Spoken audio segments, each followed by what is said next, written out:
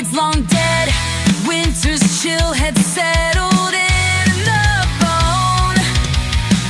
Another name unsaid, a silent statue, blind and made of stone.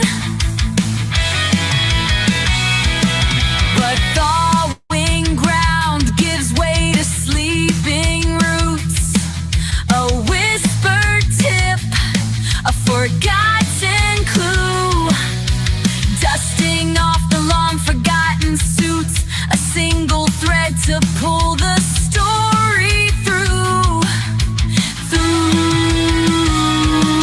The spring equinox brings the scales to bear.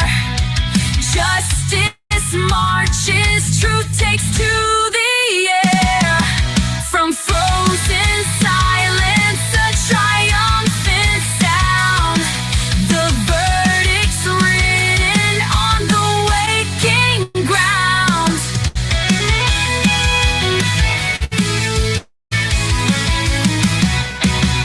The witness stand, a garden newly tilled. Each memory a seed now forced to grow.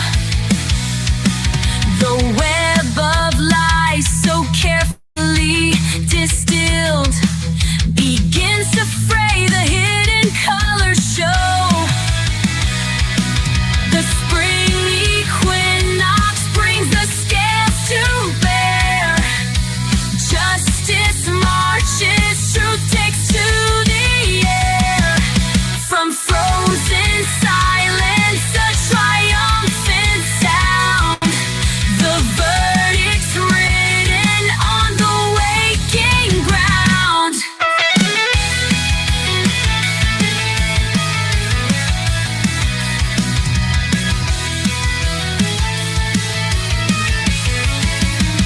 The blindfold lifts, the sword is raised, no shadow laughs, the price is paid.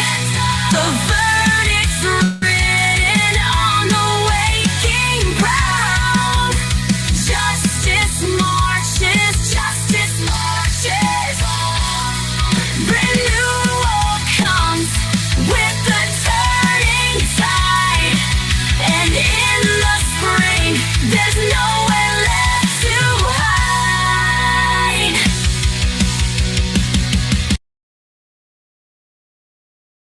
Good morning, every one of you beautiful people out there in the internet world, on YouTube.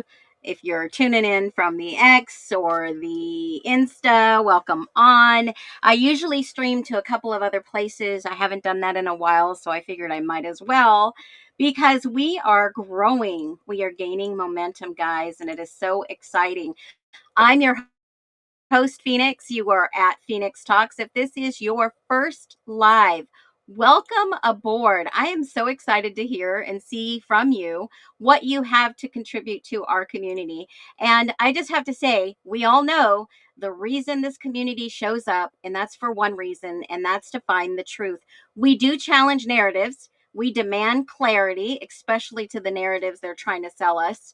So many narratives out there right now that are trying to persuade us to believe certain things. But here's the deal.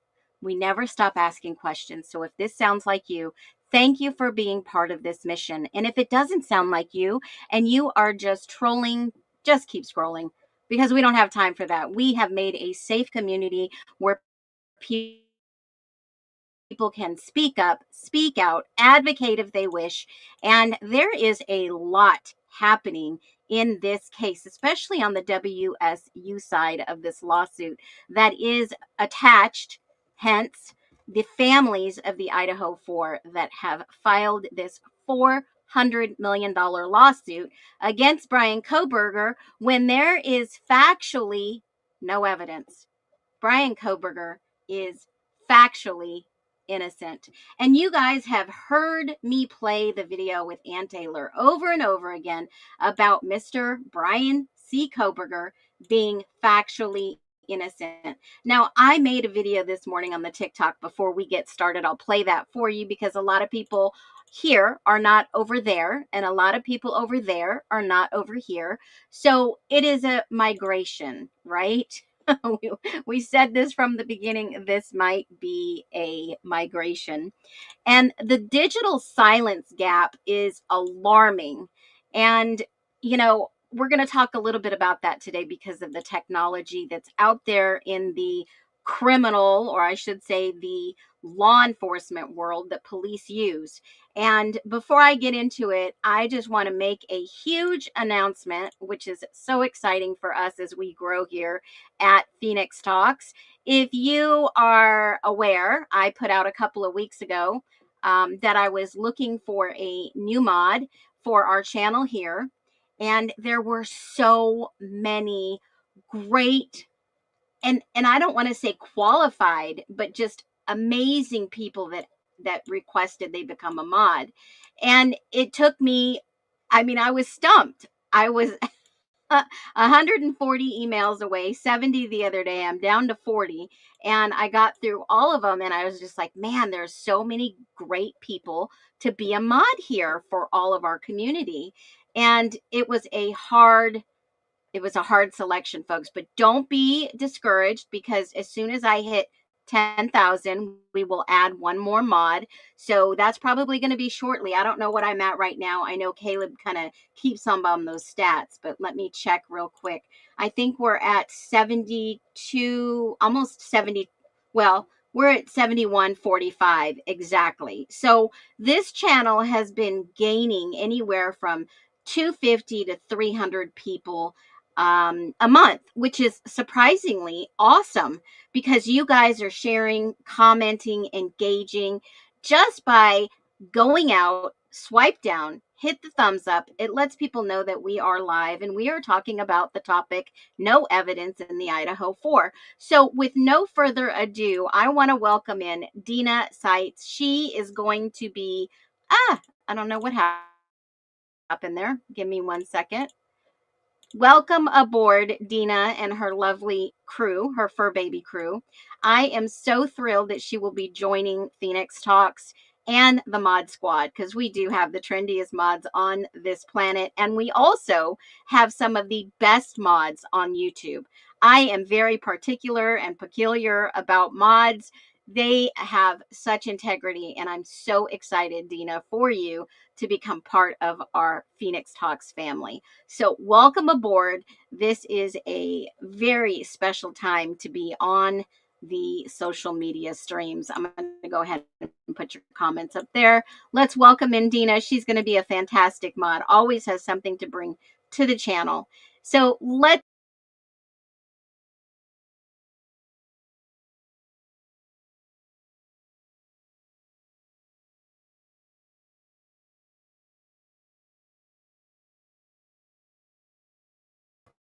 All right. Can you hear me now? It is an exciting time to be on this stream, guys. So freaking exciting. So I'm going to welcome you in. It cut out for a minute, but let's see how it goes later on. K-Cat's girl, welcome in. Marissa, great to see you. No talkie before coffee. We've got a lot of OGs in the house. We have a lot of members. Our memberships are rising, and I am so excited about this. I am actually hosting another members only live stream. Now, I don't know if you were on the last one. It was amazing. I'm going to start doing more of these because it is for the memberships. You get the behind the scenes Phoenix exclusives, what's going on in my life, updates in great educational information. And I'll tell you, it is going to be April 1st, 2026. Make sure that you are subscribed so you get the notifications when live. I am so excited for this live. It's going to be fun. Now, we're going to talk about whatever members want to talk about, questions. We'll do deep lives. We'll go on field trips. We'll do we're going to go deep. Okay. So welcome in Donna Rosa, making Chevy Square again. Welcome in. I love your name. Brenda, welcome in. Becca, welcome in. Lay Misinformation. Lulu Bell. Yes, we have the savviest nesters. We do. Our chat is absolutely amazing. And you guys blew the doors open yesterday when you were donating for Mod Monday. I have never seen such a group of beautiful people absolutely hands down support our mods here. They do a really difficult job to keep the trolls out, to keep this safe. Carolyn Swan, welcome in. Peony, good to see you. Caleb, whoop whoop, welcome to this triumphant Tuesday. It is the end of the month, and today is the last day to be entered into the $50 Amazon e-gift card that will be drawn tomorrow. So make sure that if you have given any donation during the month, you're already in. I've already got your names down. I've got a spreadsheet of information. You all are in there. And I am going to tomorrow let Dina, for the first time, pick a number that will correlate to the winner that is random in my Excel spreadsheet. So Dina, tomorrow you will pick the winner, the very first one for the end of April. So congratulations, all of you. Lolo Garcia, hola amigos. Good morning, Angela. Good morning, everyone. It's so good to see you. Sandra, welcome in. Good to see you. I appreciate every single one of you. Amanda B, welcome in. Whoop, whoop. She put 714K. At first, I thought it was 71K. I was like, no way. What happened overnight? It'll be there soon. Believe me. Let's get to 72K. I agree. Dina, yes, thank you for welcoming others in. That is so good to see everyone welcoming in each other. So, congratulations, Dina. Absolutely. Congratulations. I think you're going to be a amazing mod for us. And if you want to just type a little bit about your background, everyone will know who you are when they see the little blue name tomorrow with the little wrench. You'll have a little wrench. You'll have some power. I'm giving you the power. Okay, how do you become a member? You just go ahead and go out, swipe join, and it'll give you the options of 3 different packages to become a member. And then you will see your name switch to green, like Making Chevy's Square Again, Gypsy, and a couple of other OGs in the house. So I am so excited. Lulu Bell is also a member. And that is how you can tell members from mods. Mods are blue, members are green. That's good to go. I'm excited for you guys. All right, I'm excited for this stream. Thank you, Marissa, for the super sticker. And don't forget, my mods get 10% of everything this stream generates. At the end of the month, it closes out on the 5th of each month, and they get their little bonuses every month because this is volunteer. I don't pay them for their time. This is all volunteer. We show up when we can. They don't even know, guys. They don't even know what the stream is going to be about. That's how powerful this stream is. I don't have a Discord where everybody's feeding me information. I do my own research. I do take suggestions if you want to email me at phoenixinvestigates at proton.me. And I have people sending me all kinds of stuff all the time. Okay. So I appreciate every single one of you that sees something and wants to debunk something or has a question about something. I absolutely love doing those. So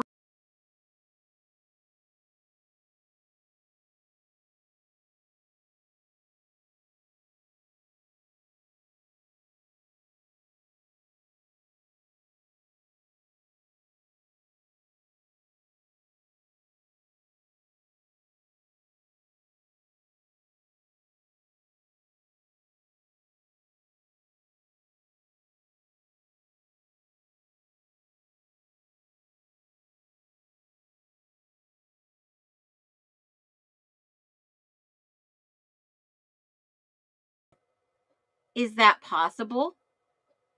I don't know if you lost me, but I'm still here. Why is there no factual evidence in the Idaho 4?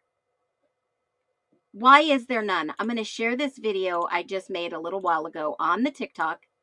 Again, a lot of people aren't there. We're here. We're going to get into it. And here is the video that we're going to talk about. Hopefully you guys hear me. Drop a 1 if you can hear me still.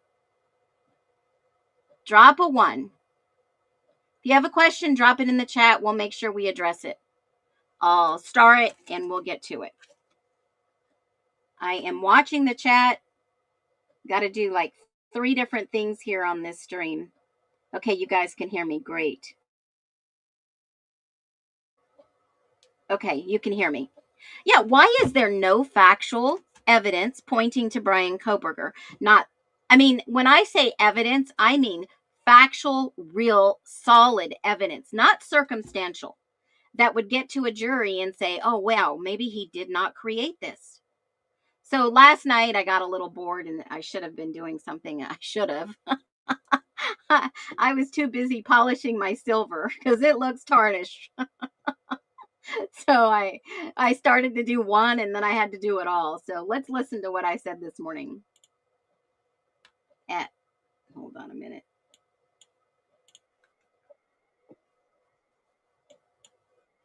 Talk about the state of Idaho v. Let's talk about the state of Idaho v. Kohberger.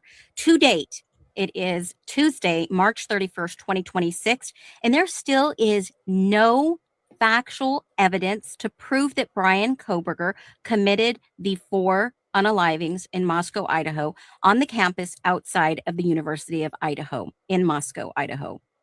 And in all the court documents and all the hearings, Ann Taylor basically said her client, Bryan Kohberger, was factually innocent.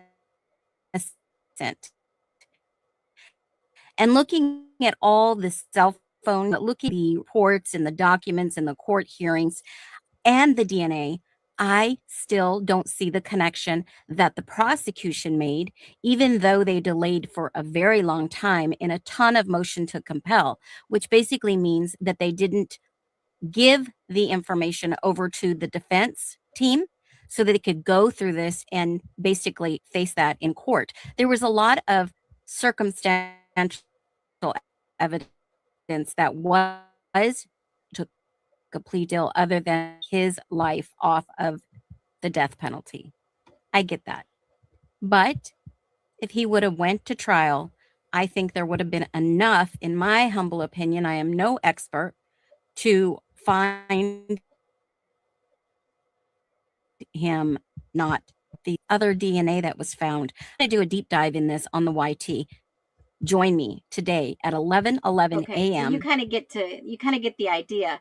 And they're probably going to be pissed off because this messes with the algorithm, the AI. Remember, I talked about this, and there's a reason why I did this. So you guys, let's see how far and wide this video is going to go that I just put up. Here is the ending of this video. At Phoenix Talks on the YT, Bryan Kohberger is guilty. He is actually, factually, yes, be well. Let's talk. So I want to see if I can trick the algorithm because the words I said that Bryan Kohberger is quiet, guilty. I want to see if that is going to work. So Caleb, yeah, not guilty. And that's why I put it in words and spelling. I don't think the AI is smart enough to pick up on that yet. But let's see how far this video does go because I'm a little curious. My other videos have kind of slowed down. You know, this video that I made about the Pentagon looking for vendors to supply with pre-made bunkers. It's actually real. It's out there on the internet. And remember, I used to do a little bit of procurement in the military. This is indeed factually true. This is the Department of Defense, Department of Air Force, Space Command. They are looking for prefabricated and portable buildings. You can go down and look and where they're going to put them. And it is really wild. They're going to King Hassan International Airport in Jordan. So, I mean, it is very interesting, the things that you will find out there, and debunking things seems to be something that I take a little bit of joy in because there's always something out there on the internet that will counteract. And when there's not, you have to start questioning why. So, yeah, I love it. What the heck? Okay, so it is absolutely amazing to see everyone here today. It is going to be a full-on live dig for us because there is a digital silence gap that no one is talking about. And why is no one talking about this digital silence gap? What do I mean by that? Well, what do you think that means when I say a digital silence gap? What do you think that means to you? Okay, because something doesn't sit right with us in the Idaho 4. We have all said this, we have all thought this, we have all talked about this, and a digital silence gap. I'll wait a minute while you guys are typing it below. What is a digital silence gap?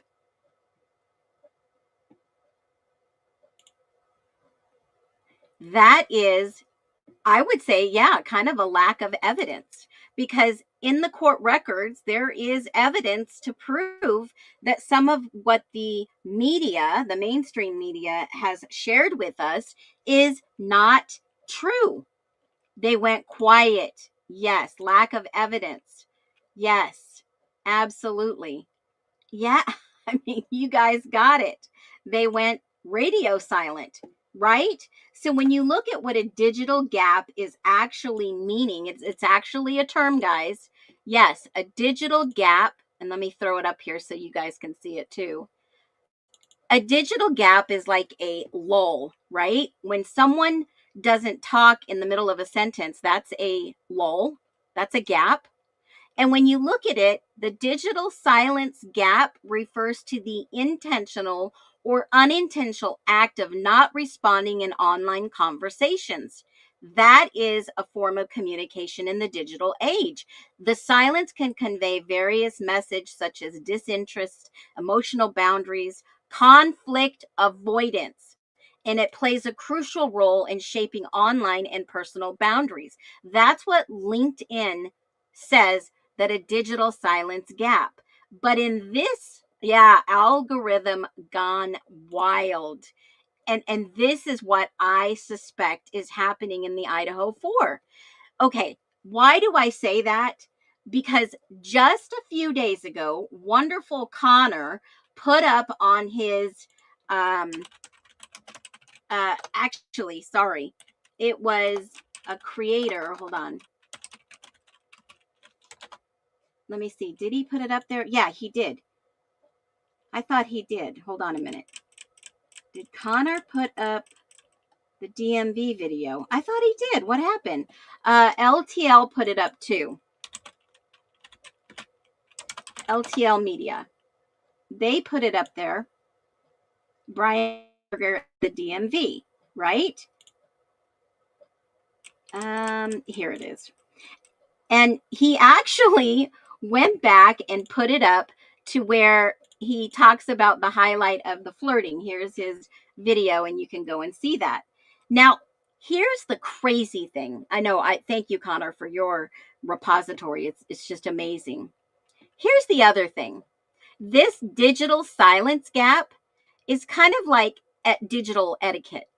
It raises questions about the pressure, about always being able to be on the impact of consistent connectivity on a mental well-being and communication. But in the case that I'm talking about, digital silence is this. We see, we watch, we went over the DMV footage. I thought it was a really great kind of like something for the average person going into the DMV. I mean, people commented it's really hard to get somebody to smile at the DMV. It's really hard. I mean, they've got a hard job. They deal with the public nonstop. And I'm sure they deal with a lot of BS, okay? Especially with rates hiking, people that get irate. I mean, in the past, you've seen crime happen at DMVs all around. And I'm sure that that is not an easy job to have. So if you are in that space, man, thank you for being a true public servant, because I've been even in line where lines were long, slow, and hot.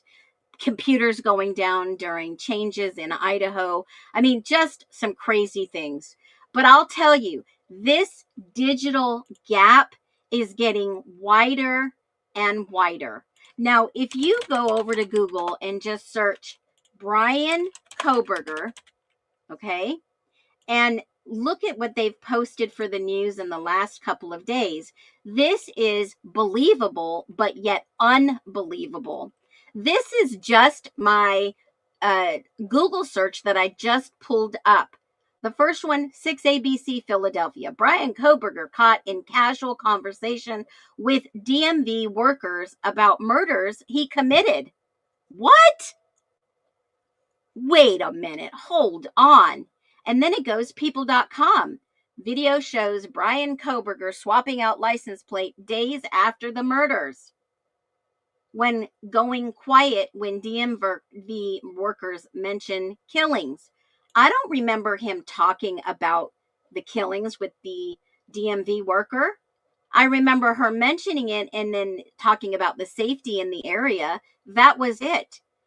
Kiro, 7 News Seattle. News CCTV shows Brian Koberger at Washington DOL trying to change license plate after Idaho murders. And it just goes on and on and on and on about that DMV clip, guys. And that is the digital gap that I'm talking about. Court TV even went on and talked about this. And this is the digital gap. Because we know, we heard, we saw, we reviewed right here on Phoenix Talks, and other channels reviewed it, but we didn't hear what they heard. So why is the media pushing the narrative still that he did this crime? When the documents, when most of the things are already released showing that there is no evidence, no factual evidence. Brian Koberger is factually innocent, and Ann Taylor stuck by this the whole entire time. She knew there was no DNA, no FBI report that showed anything, no DNA in his apartment, in his office, at the crime scene, no proof that was his vehicle. Clip-on fog lights, clip-on or slap-on cling, what do they call those? Windshield, the little rooftop. What is it called? I just lost it. Sunroof. That's what it is. And no phone pings that could actually put him at the scene of the crime. No actual cameras that you can actually see that would say, yeah, that's his car. And I already said no DNA. But that's what people are talking about. Nobody wants to talk about the digital activity, the digital gaps. See, digital gaps could be just online conversations, but here's digital gaps they probably have not showed us for certain reasons because it couldn't be him. Okay? Because Bill Thompson even says in the hearing, well, he wasn't stalking. There's no proof of that. There's no proof of that. Yes, thank you, Amanda. Thank you, guys. Not many average watchers will follow any details, but rely on news stories for facts. And that is the problem with the national media and the problem with new AI. I'm telling you, this is going to be terrible. There are plenty of speakers out there on the, I want to say this politically correct, but I don't think there is, the horrible side to AI, artificial intelligence. Okay, there is a very, I should say dark side. I was going to say evil, but there is a very dark side to this. We all see it. Well, most of us that are tuned in see it, I should say. All right. So even the court TV talked about the DMV. They talked about him killing. They talked about all this other stuff. And, it says he engages in small talk first, but then the employee talks about being a Yankees fan. I'm hoping you guys don't judge. Koberger went in to reveal more about, he's, obviously definitely not an undergrad. We talked about that. And towards the end of his conversation, he notes that he's hopefully going to see his family soon. This did not sound like a man on the run. This did not sound like a man trying to hide compared to all the other serial killers I talked about the other day. Okay? Now, he did return to see his family for the holidays. He did like Pullman. His freezer was full of food. He was coming back to finish. And he says it depends on if I get a job. Now, we know that he was in the PhD program. He was already committing to the next semester.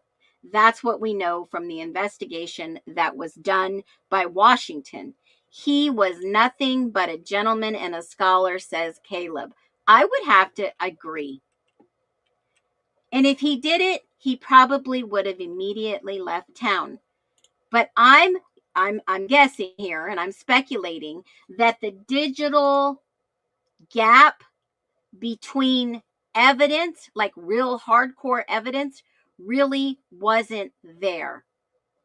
So let me ask you, why isn't there more discussion about Wi-Fi connection logs from the house, like exact real evidence, documentation, reports?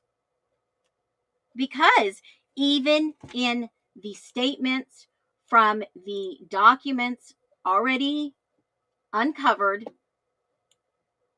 and released, exhibits 1, which they say that they were going to not release, but they did release and redact somewhat. There was a FBI agent that was going to come to trial, S2, Nick Balance, and yet none of the items that were going to be talked about says anything about network connection to the Wi-Fi. Nothing. They talk about general movements before he went there, AT&T movements, doesn't talk about any connection to the Wi-Fi. No app activity like Snapchat, Instagram, DoorDash logs. No smart device pings like TVs, Alexa, Bluetooth, AirPods. They got his vehicle emergency data recovery. There were no router logs talked about. I didn't see Maury going to be on the stand talking about any of that. And there was no background app refreshes. Cellbrite didn't talk anything about there, and there was no expert from Cellbrite that was going to be coming to talk about this in evidence. Because honestly, in a 2022, in a house full of college students, there should have been consistent digital noise. There should have never been a digital gap, which means no factual evidence. They took the routers, right? They took the routers. Absolutely. There was no digital evidence. And in a world we live in where digital evidence is key, why do we not see any digital evidence? Not even referred to in the court documents, on the court record, no digital evidence. None. All this other circumstantial evidence. And yes, the university that, I don't know if it's true or not, the university that had very not normal outage that morning. We know 911 was having some issues in the outage. We've looked over the police reports in the blotter from the area. What if they have him meeting up to buy drugs from the girls as the CI, but they just scared him so much he jammed him up? Possibly. Very possible. Because I suspected a little while ago that even if someone from the 1122 area was delivering drugs on the night, this is hypothetical, this is speculative, if somebody from the 1122 area was delivering drugs over to the WSU area and was in the accident that night over by Brian Coburgers. Remember, these are all students, student populated area, middle of November, no one really going home until the next day or therefore. And guess what? What if somebody from that area of 1122 area was in the accident or fled the accident of Carmen Fernandez? That is a possibility. And Brian Koberger could have taken on some vigilante or some citizenship or something to that effect. What do they have, those neighborhood crime watches? And took it upon himself to go ahead and say, well, I'm going to go follow the individual since I got the make and model. Perhaps, this is speculative. And went over there in the area to follow up and find out who that was. It is very possible, Sarah. I've always said this was a crossroad crime. Several crossroads happened at the same time, and there could be more than one connection. All right? Very true. Hey, very true. Nobody could access 911. The phone lines were down. There was a report that I showed a couple of days ago. How many people said that, but DM was on her phone? No. Yeah, that's true. That is very true. People were saying that the 911 relay calls were down. There was an open line. Someone did say there was an open line. That could only happen from inside that call center. Think about it. Bama's Llama, love your name. Too many hidden hand hallmarks for me to ingest indiscriminately. I agree.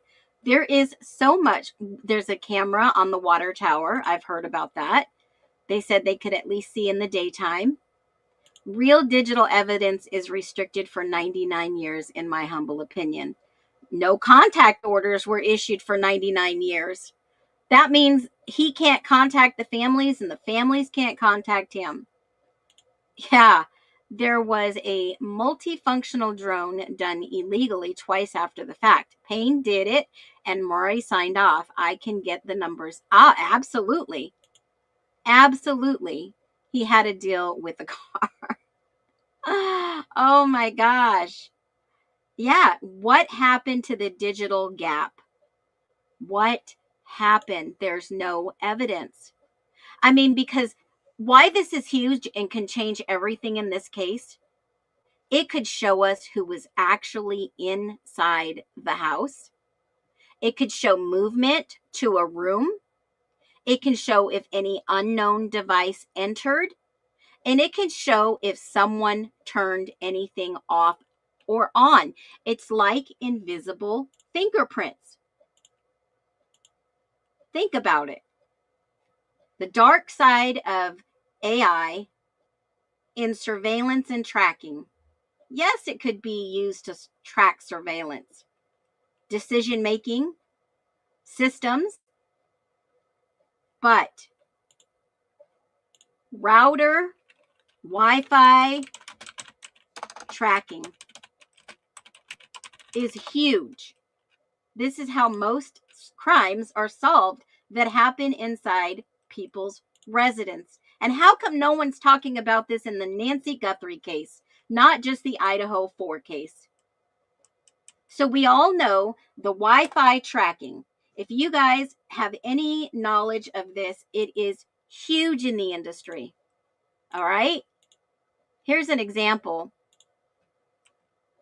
I'm not an expert in this area, but I've worked in communications in the military, WAN, vans, really wild stuff. But Comcast Xfinity has a feature that is called Wi-Fi motion and detects movements, analyzing Wi-Fi signals, creating an area of coverage that can be disrupted by any moving object. This technology does raise privacy concerns. It tracks your movements and potentially it'll reveal sensitive information about your home. There's VPNs, obviously, for better protection on your router. But I mean, people can break into it, simple hacks, and look at your network.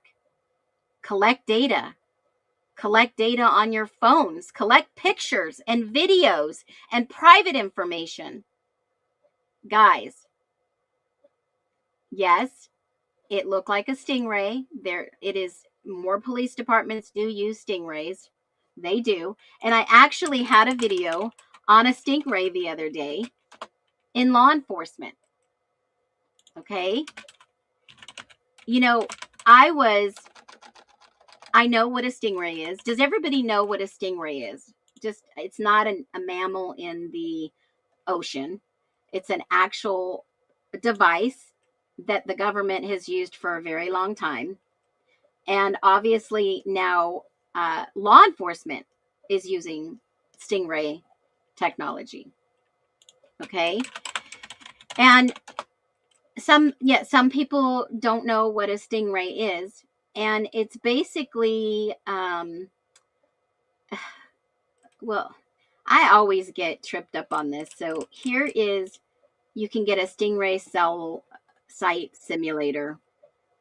This is what law enforcement use. I'll just play a real quick video that everybody can understand.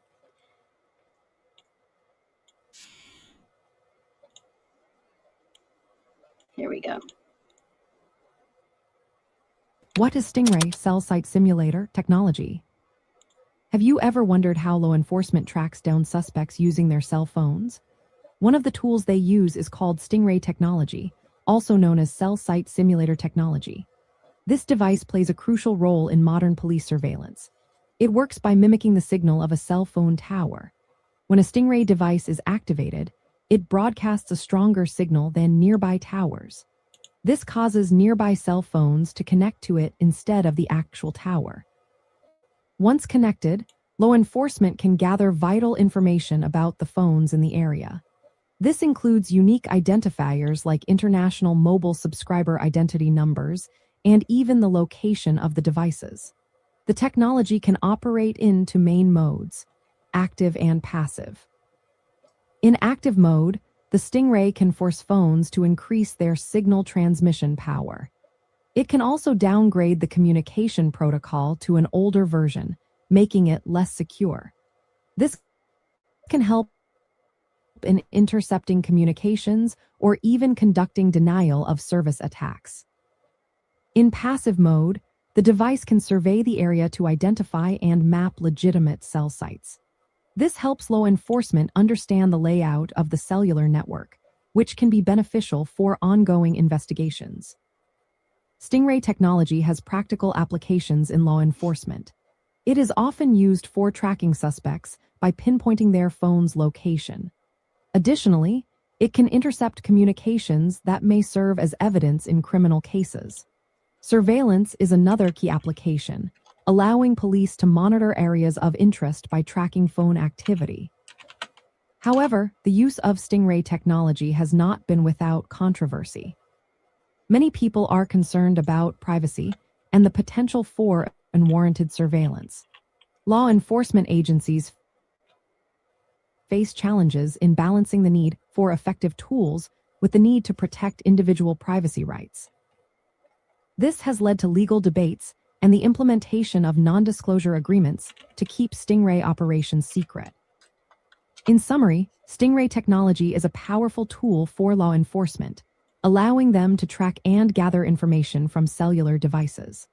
While it plays an important role in investigations, it also raises significant questions about privacy and public scrutiny of law enforcement practices. Okay, so there you go. There is a quick video on what a stingray is. All right, so let's do this. Let's think about what was taking place that night. Okay, we've got parties going on. We've got, people hanging out in the area, coming back from the bars. We've got people at home watching TV. But what else was going on in the general vicinity of 1122 that night? Minus all the things that you've heard, all the evidence, all the reports that we've gone through, all the ISP data. What else was going on that night with Rosendahl and his partner? What was going on that night? Do y'all remember what they were doing? They were conducting, here, I'll share the MPD document. They were conducting a plain clothes detail for the University Idaho campus. It's sequence 10 on 11/15. This was written, and he wrote it 3 days after November 12th. They were undercover. I would say undercover because they're in plain clothes, right? That's what a plain clothes undercover cop does. I was married to one. I was married to a sheriff. I was married to a prison guard that worked in the jails. Okay. So it says, and this is Tesdahl, Jacob Tesdahl, was on plain shift clothing on an overtime shift for the Idaho and campus and related areas. And related areas is the key. Plain clothes is the key. Plain clothes detail. The patrol was for minors under 21 in possession or consumption, them seeing drinking alcohol, and other drug-related offenses. So if they were plain clothes driving around in the local area that were related to the university, then they probably had some type of device that they could identify who was in these areas. Would you be able to say that was probably the case? Underage drinking, yep. Fights, drugs, alcohol, some sort of training. I mean, Tesdahl was with the department longer than Rosendahl. Remember, Rosendahl had just come from the Seattle area, I believe. We did a whole deep dive into him, right? We need to look at Fry, Rosie, and Payne and Tesdahl. Okay. So when you think about the digital gaps, I mean, no one's talking about it. It's like invisible fingerprints. We all know about the DNA. That's standard. We all know about the the wild statements that don't make sense. We all know about the interviews that never became interrogations. We all know about the little white lies left and right in the script and the narrative they tried to sell us allegedly. But keep in mind, digital gaps, digital evidence are like little tiny fingerprints on everything, and no one talks about this. That's the strange part. Mainstream media coverage and most creators are focused on cell ping towers, broad, not precise, camera footage, limited angles, DNA, heavily debated, but skips the actual logical, hyper local digital evidence inside the 1122 King Road. If 4 to 5 people live there, how many devices, just on average, how many devices were connected to that Wi-Fi that night? I mean, we know that they took the router. We know that it was missing in pictures. We know that they grabbed it. There was plenty of reports, right? Plenty of reports. On the 17th, they contacted the 1122. They contacted Grub Truck. There are plenty of reports when they took the router and the camera light bulb from 1112.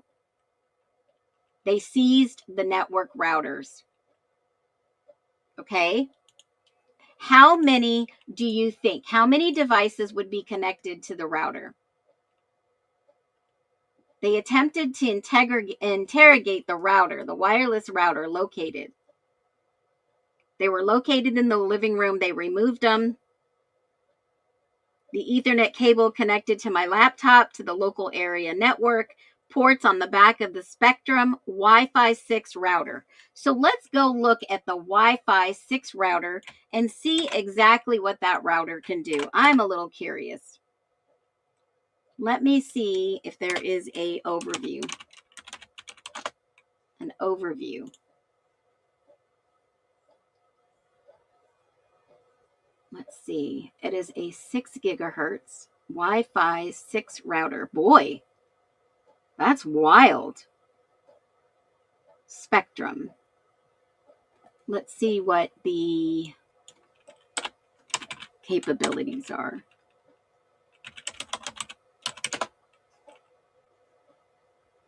And features. Wow. Invincible Wi-Fi, guys. That's what they call it. Power outage. Spectrum's invincible Wi-Fi keeps you online. You guys aren't going to believe this. Let's see. Hold on a minute. Let me see if I can get this a little bit bigger.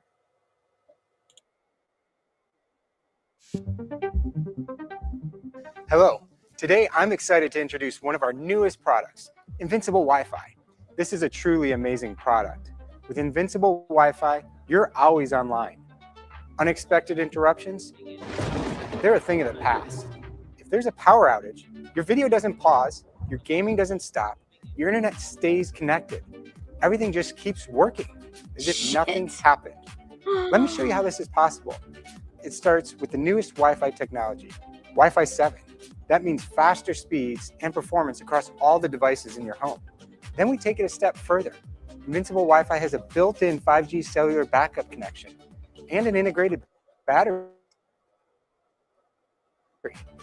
Inside the router, it's always monitoring your internet connection. Right now, everything is running normally. You see the blue LEDs showing we're online. If Invincible Wi-Fi detects a disruption, like a power outage, it automatically switches to backup mode using the 5G connection. You can see the white LEDs. My God, they you know had the best technology at that 1122 King Road. Guys, I just got this information right off of this freaking document, sequence number 40. They got the Spectrum Wi-Fi 6 router with the serial number, and I can't believe this. It's active, keeping you connected. Invincible Wi-Fi continues to monitor the connection, and when available, it seamlessly switches back to our fiber broadband network, so you stay connected even during the unexpected. Thanks for watching. Holy freaking moly. Hopefully everybody got that. That was right from Spectrum's website, right there. Holy freaking moly. Yeah, that's a great question. Let's see when this router was released. Wi-Fi 6 router. This is very interesting. Wi-Fi 6 router release date.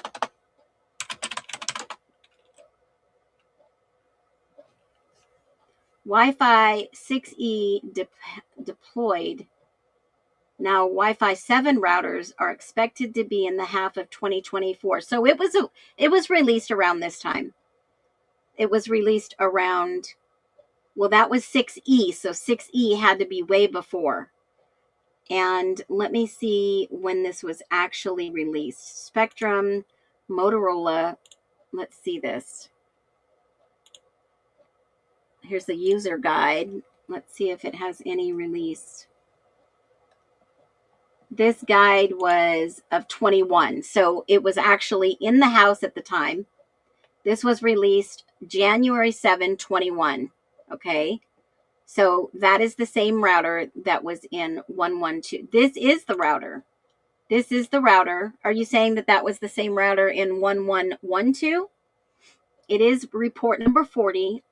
And it says it right here that the router is a Spectrum Wi-Fi router right here. So this was in 22. It was released January 7th of 21. So you guys just saw the video. I'll even, hold on a minute. Let me grab the video and I'll drop it below so you guys have the link. This is the 6. Hold on a minute. Let me go back one. Let me go back. This is the router. Let me grab the link.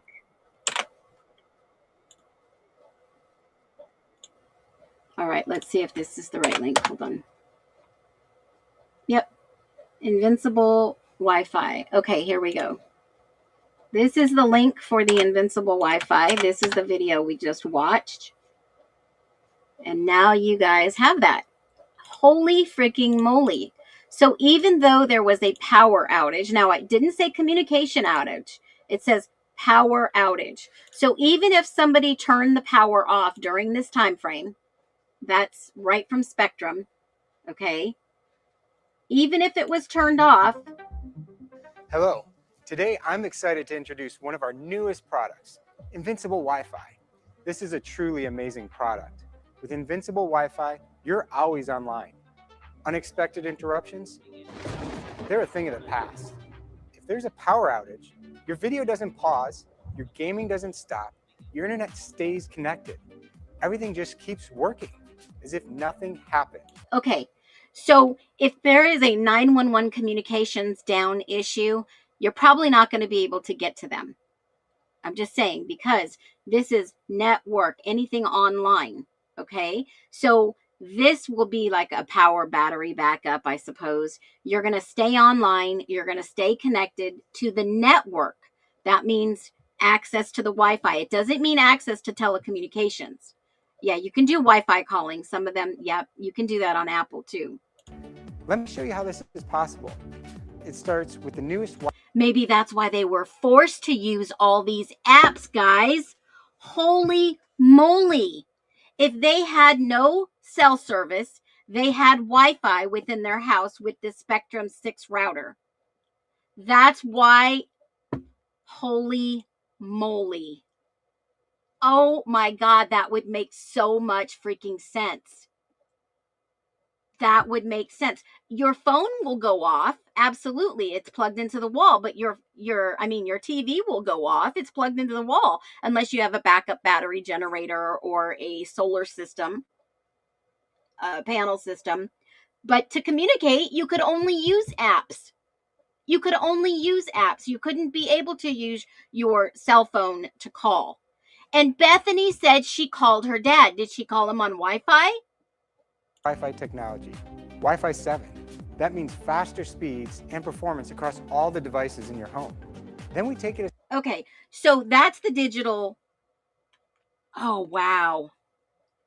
Wow. That makes, are you guys picking up what I just put down? They could not use telecommunications. That means calling someone else's phone to phone. But they could still use Wi-Fi. Were they forced to only use apps? Were they forced only to use apps? Were they actually in the dark? Was there no power to that house?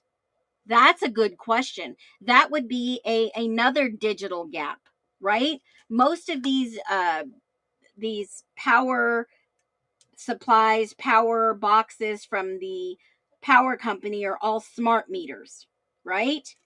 It's like a cheesy horror film. I would be freaked out.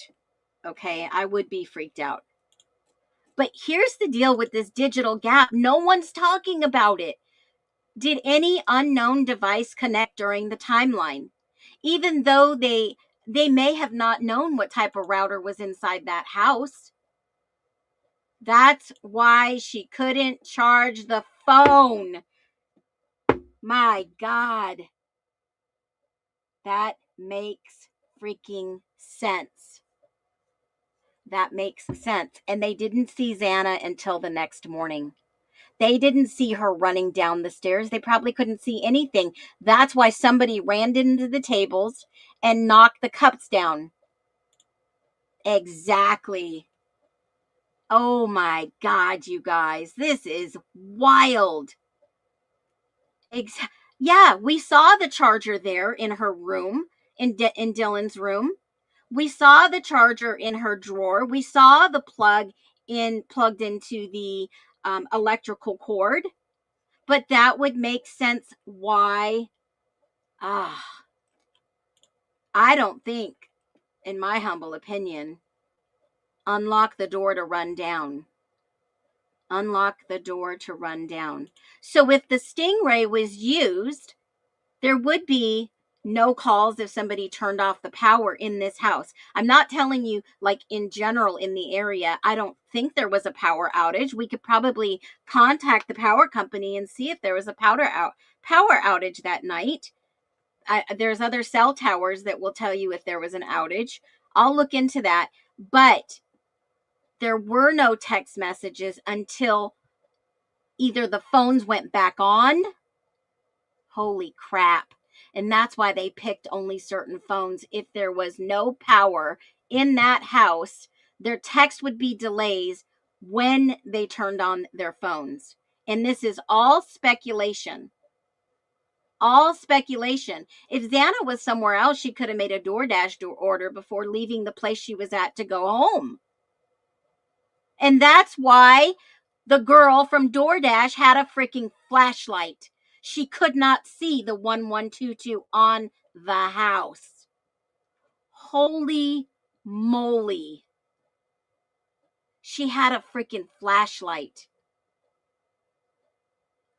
Oh my gosh. Let me go back and listen to this guy. I want to see if he says how long it stays on Step for. further, Invincible Wi-Fi has a built-in 5G cellular backup connection. 8-hour wireless battery backup. Inside the router, 8 it's hours. always monitoring your internet connection. Right now, everything is running normally. You see the blue LEDs 8 showing hours. Guys, I'm not making this up. Look at this screenshot. blue LEDs showing we're online. If Invincible Wi-Fi detects inside the router, it's always monitoring your 8-hour internet wireless battery backup. Right there. Do you see that at the bottom? Can't make this up. Shit. Oh my gosh. Did someone shut their power off and this was a planned attack? Holy moly. You cannot call 911 if you don't have telecommunications ability. Right there. 8-hour wireless battery backup. If they were sending messages and they never went through, it would go back on when they charged their phone, when they got power.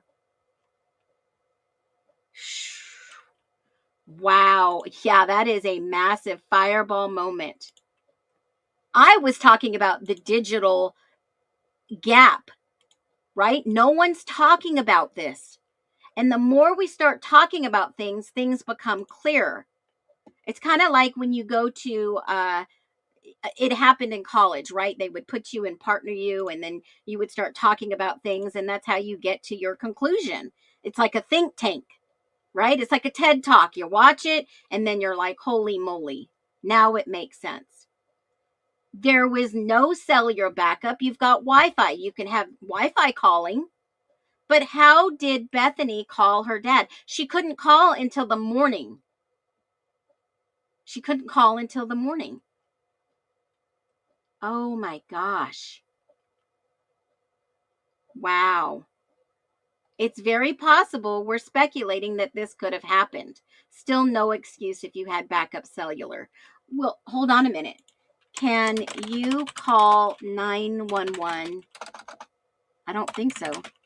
Via Wi-Fi. Oh, yes. Okay. Let me just look at Verizon. Verizon says you can. Let me look at the FTCC. That's what I go by. The FCC. Sorry, not FTCC. Tips for making wireless 911 calls. Here we go. Here's a PSA, guys. The ability when making 911 call from a wireless phone, you should tell the emergency operator the locate of your emergency right away because they can't find you. Be prepared to provide the emergency operator with your wireless number so if the call gets disconnected, the emergency operator can call you back. Remember that many emergency operators currently lack the technical capability to receive text, phone, and videos. If you do not have a contract for service with a service provider and your emergency wireless gets disconnected, you must call the emergency operator back, because the operator will not have your telephone number and cannot contact you. What's your address? Tell me your address. Tell me your address. Holy moly. Learn the designated number for your state for highway accidents or other non-life-threatening incidents. Like 77 is used for highway accidents in Virginia. Consider creating a contact with the phone name ICE in case of emergency, and you will identify what you want and have been notified in an emergency. FCC Wireless 911 Rules. Basic and Enhanced Wireless 911 Rules. There is the rules. Has anybody had to call 911 in a power outage? She was telling them, hey, I know you have no power. What's your address? Oh my goodness. That was her training. If you have no power in your house and I guess you could call 911 if you had no cellular service. No. If there was a jammer, let's just say there was a jammer. They use it in doctor's offices. They use it in government places. They use jammers, and even metal roofs. You can't get the best signal. Okay. There's a lot of things. Was there a cell tower down that night? Let's look. I think I looked at this before. Outage. Let me see. If they had no power, they couldn't charge anything, but they could call 911 still. Outage information, AT&T. Let's look. Idaho out. You can go Idaho Power and see if there was an outage. But if somebody turned off their power, you wouldn't be able to see. I mean, you wouldn't be able to. Someone who knew the house. We're making a speculation here, guys, based on something that we just caught. So this is all speculation. We can't prove it. We don't have the answers yet. You can still call 911. Yes, you can. But if your phone is dead, you can't do anything. You can't even power it up.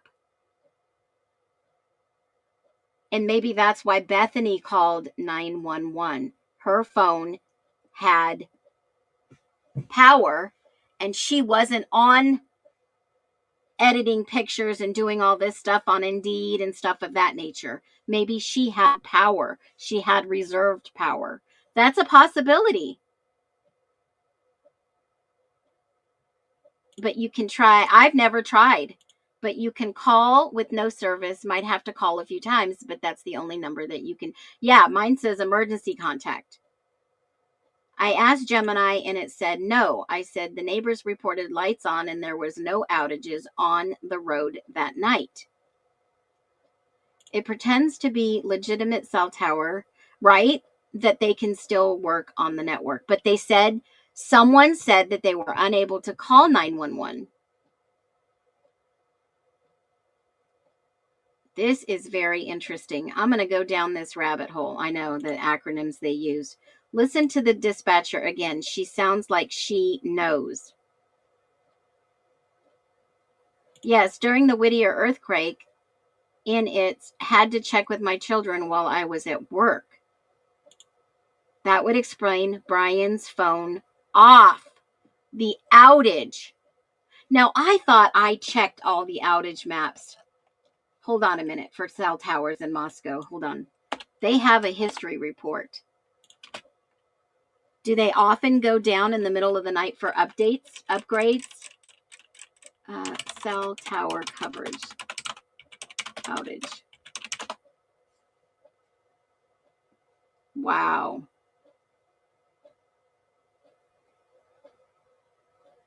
I think I did check these a long time ago. I've got tons cellular map. I think it showed no outages. Hold on a minute.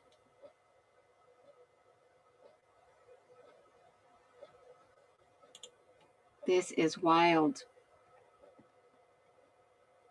AT&T. And this is what they were using for coverage. Hold on. This is what AT&T coverage is. No coverage in this area. Oh, this is interesting.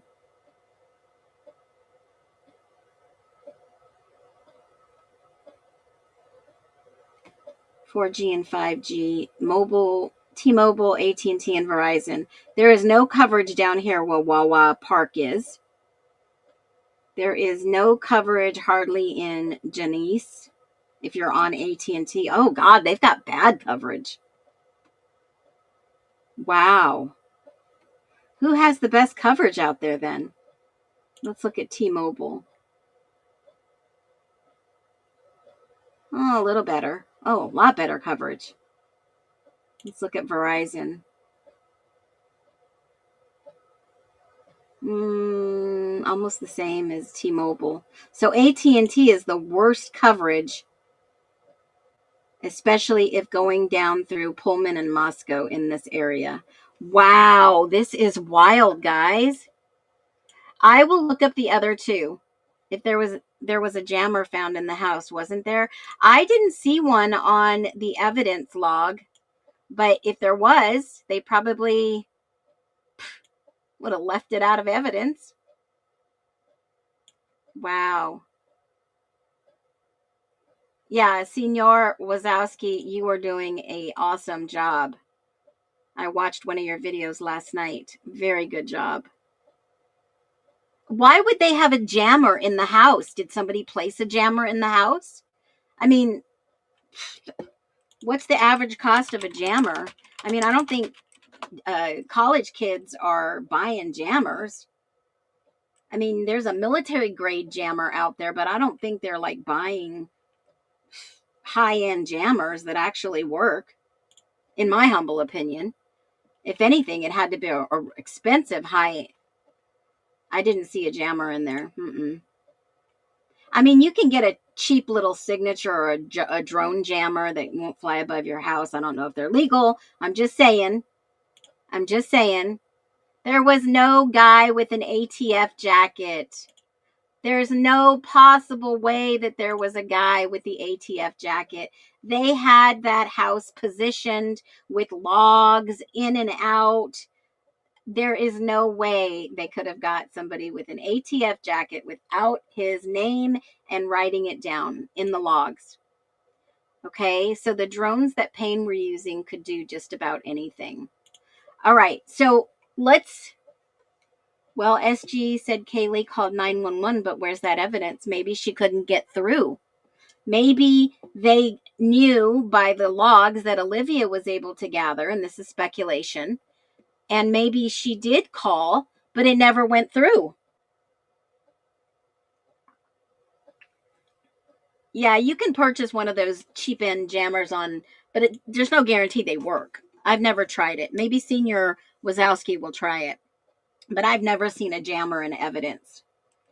I mean, no, I've never seen a jammer. I mean, I think the last time I looked at jammers, they're like $900. I mean, we're talking high-end ones that work, folks, not the little $29.99 that they're trying to sell you on Amazon, okay? We're talking about jammers that I know work, okay? Those are about, I mean, the Raptor jammer is probably the cheapest one I've seen on the market that works well, okay? It's a light jammer. It is, you know, you can ban 8. That is the best one that I've seen on the market. You can go look at the reviews too. I mean, they're not cheap jammers. These are, I mean, quality jammers. Monster Jammer, right, is probably the best on the market. But that's what I know about jammers, guys, okay? Remember, I used to be in the telecommunication and computer area in the military. But I will say this. There are some good jammers, low-end jammers, that will work, but they're not as effective. Okay. So obviously, if there was a jammer in the area, it had to have been high end. And you know who buys those? Cops would maybe not have access unless they uh, use the jammer and the stingray at the same time. One to jam signals, and then the stingray to act like a dummy network, right? A 990 special. Caleb, you are too funny. There was a piece of equipment on the table that was speculation that the police were roaming to the house on the first site. Yeah, speculation it was a phone jammer. I don't know. I mean, I can go through the pictures. I've got them all. And, while we're in the digital gap, let's finish this and then we'll get into some other things. So, did any unknown device connect during the timeline? Anywhere between, let's say, 12:30 and 4:30, 4:21. We don't know because no one's talking about this. There's no evidence. Were devices suddenly disconnected around the time of the murders? Is that a possibility? Like, is it? Did any Bluetooth devices, AirPods, speakers move locations? And we've seen plenty of speakers that were collected in evidence from MPD, right? Even Ann went back to ask for more speakers. I think they figured out what had happened because she sent them back to go get Dylan's speaker. I mean, there was a portable speaker, a UE speaker, there was a JBL speaker. I mean, there was 3 that I knew of, and then they went back and collected the last one, which was some of the speaker from Kaylee's room and I believe DM's room. So there were some USB speakers out there, folks. All right, we know that from the evidence in MPD. So were any of those speakers moved? Were they moved in location? Don't know, because we don't know what it looked like before. We only have pictures of after, but that is a huge question to ask. Why would they chance it and pay for a good one? Yeah.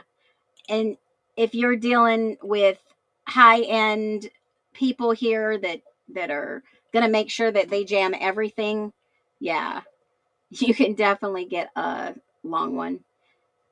Jammers block signal stingray, pretends to be legitimate tower and takes over the stronger. Yes, they do. They could just cherry pick Brian's spot for $9.99, 2 cotton balls and Q-tips. Stop. Payne and Murray had certified multifunctioning drones in documents, and it was illegal for them to use, but they did. And yes, Payne even admitted that in one of the videos at Timu. That's why they took all the devices. No, they didn't take all the devices. They only took USB Bluetooth devices. They went back and they did seize all the laptops, all the phones, miscellaneous iPhones that were found in cars. They did take things of that nature. They took all the cameras, because some cameras today do have Bluetooth. They have Wi-Fi capabilities, so they could see where they were sending pictures to and from. I had a Wi-Fi camera the first year it came out, and this was, early. Oh man, I think I bought one of the first Wi-Fi cameras that came out. I went to take pictures with Rachel Ray. My daughter wanted to go see her. She was at a local Starbucks signing books. I can't even remember what year that came out. They took all the SD cards. They took everything that they could with technology, but nobody robbed them of that technology if there was anybody inside the house for a burglary. Okay? So, and here's another question no one's asked about the digital gap of evidence. There is no gap. There's no digital evidence. Was the router ever rebooted, unplugged, tampered with? We don't know. Why haven't we seen the full digital map of activity in that house? Would it show the true killers who were there? I could have labeled this stream the data that disappeared, the digital silence nobody noticed or talking about, invisible footprints. But no, there was no evidence against Brian Kohberger. Don't you think that would have been the first thing they got, was the digital evidence against him? But they were limited to cell phone and DNA and creepy modern vibes and feels of selfies? the lone incel loner, the hidden layers. Why are they not showing us? I think it opens the door that there is new evidence to prove someone else is guilty and factually guilty in this case. Because here's the deal. If this case happened in 1995, folks, think about this. Silence makes sense.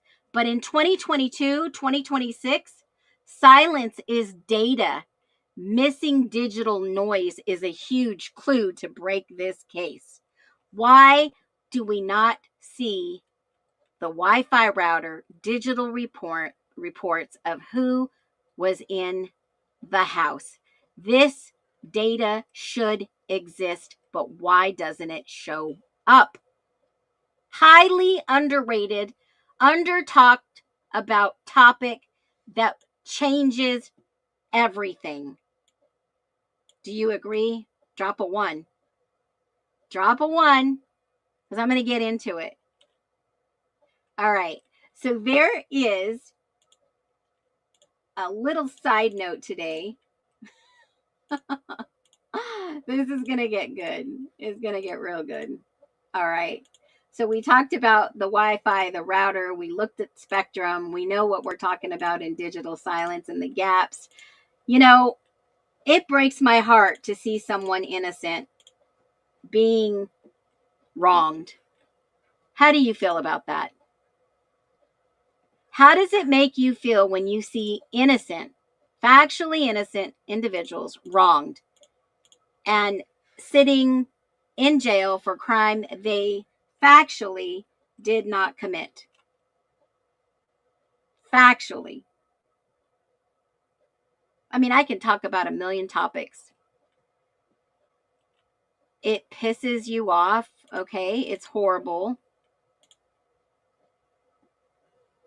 Also, FBI said they're not on the case because there's no reason to believe the perp crossed state lines. Y'all are amazing. I just have to throw that in there. Every single one of you that participates and engages in this stream, as I promised, I put that up for you on my post because I said keep an eye out on my post. Okay? This was the article that I talked about the other day. And it says, as promised on my live stream, the FBI does not necessarily has jurisdiction in this case. This is a state case. There is no federal nexus, a nexus that ties the two together. Okay? That's what a nexus is. There's no compelling similarities. There's no evidence that an abduction or anything with children was involved, because that's what the FBI does. Okay, you have to understand just, what does the FBI do? I mean, they cover certain things. They enforce laws. They protect the government. The people, of the Constitution. They deal with terrorism, cybercrime, and you can go right over there and look. They deal with terrorism, cybercrime, organized crime, violent crime. And when you get into violent crime, it doesn't say a homicide of college students. It says addressing gang violence, kidnappings, crimes against children, and bank robberies. They deal with public corruption, investigating abuses by public officials and corruption that undermines trust in institutions. So is the FBI just sitting out investigating? Perhaps. Civil rights violation, white-collar crime, fraud, embezzlement, financial crimes that impact individuals and business, and weapons of mass destruction. They also investigate mortgage fraud, by the way, okay? And banking fraud is part of that. They do some other things too. Now, when you look at the topic that I shared, I gave you the link. You can go look at it. Here is the link for the case, the record. And it basically said that the FBI does not necessarily have jurisdiction. They have no evidence No evidence. And this is what my whole stream is about. The FBI had no evidence that the killer went over state lines. Yeah, I checked yesterday. He's still in IDOC. Still is. They have no evidence that the killer went over state lines. So, I sure hope there's an investigation. I sure hope the FBI is investigating the city of Moscow, Thompson, and all his little cronies, because I'll tell you, if Brian Koberger lived in Pullman and they basically said, well, we don't believe the killer went over state lines, then Brian Koberger is not your killer, folks. And the FBI knows this. That's why they were monitoring it. And it was mentioned in the e-files, you know, the guy that they said that was killed in jail, that the distraction is all around us, that the e-files, they were monitoring the Brian Koberger case. And all of a sudden, they came up with a plea deal.